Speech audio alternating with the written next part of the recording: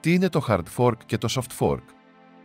Οι αναβαθμίσεις σε ένα αποκεντρωμένο δίκτυο κρυπτονομισμάτων συχνά γίνονται μέσω αλλαγών στο πρωτόκολλο.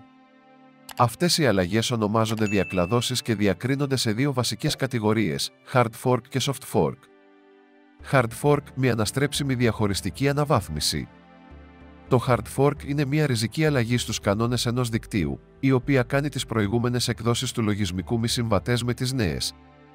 Αυτό σημαίνει ότι οι κόμβοι, υπολογιστές που εκτελούν το λογισμικό του δικτύου, που δεν αναβαθμίζουν το λογισμικό τους, δεν μπορούν να αλληλεπιδράσουν με το νέο δίκτυο. Πώς λειτουργεί το hard fork? Αλλαγή κανόνων. Νέοι κανόνες εισάγονται στο πρωτόκολλο, όπως μεγαλύτερο μέγεθος μπλοκ, διαφορετικός αλγόριθμος συνένεσης ή αλλαγές στη διαδικασία επικύρωσης συναλλαγών. Ασυμβατότητα με το παλιό δίκτυο. Οι κόμβοι που δεν αναβαθμίζονται δεν μπορούν να επικυρώνουν συναλλαγές στο νέο δίκτυο. Δημιουργία δύο αλυσίδων. Αν ένα σημαντικό μέρος των χρηστών δεν αναβαθμίσει το λογισμικό του, τότε το δίκτυο χωρίζεται σε δύο ανεξάρτητες αλυσίδες μπλοκ. Παραδείγματα hard fork. Το Bitcoin Cash προέκυψε από ένα hard fork του Bitcoin λόγω διαφωνιών σχετικά με το μέγεθος των μπλοκ. Το Ethereum Classic προήλθε από ένα hard fork του Ethereum μετά την επίθεση στο Taoi. Soft fork, συμβατή αναβάθμιση.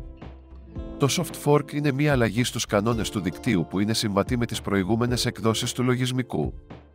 Αυτό σημαίνει ότι οι κόμβοι που δεν αναβαθμίζουν μπορούν ακόμα να επικυρώνουν συναλλαγές, αρκεί να ακολουθούν τους νέους κανόνες.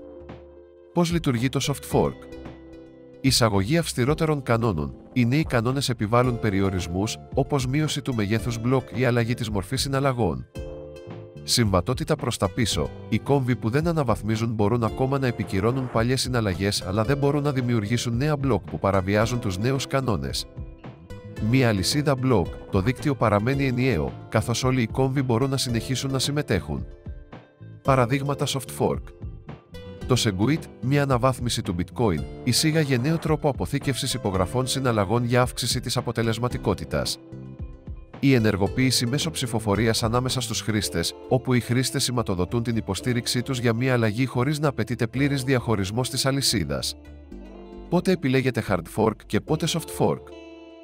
Hard fork χρησιμοποιείται όταν απαιτούνται μεγάλες αλλαγές που δεν μπορούν να γίνουν σταδιακά. Soft fork προτιμάται όταν οι αλλαγές μπορούν να εφαρμοστούν χωρίς να διαχωριστεί το δίκτυο. Συμπέρασμα. Οι διακλαδώσεις είναι ζωτικής σημασίας για την εξέλιξη των κρυπτονομισμάτων. Το hard fork επιτρέπει ριζικές αλλαγές, αλλά μπορεί να οδηγήσει σε διαχωρισμό της κοινότητας. Το soft fork προσφέρει έναν πιο συμβατό τρόπο αναβάθμισης, χωρίς να δημιουργεί νέα αλυσίδα. Και οι δύο μέθοδοι έχουν τον ρόλο τους στη συνεχή ανάπτυξη του κόσμου των ψηφιακών νομισμάτων. Η στήριξή σας σημαίνει τα πάντα για εμάς.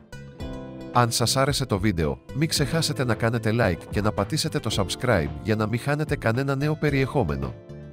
Αφήστε ένα σχόλιο και πείτε μας τη γνώμη σας. Σας περιμένουμε στο επόμενο βίντεο.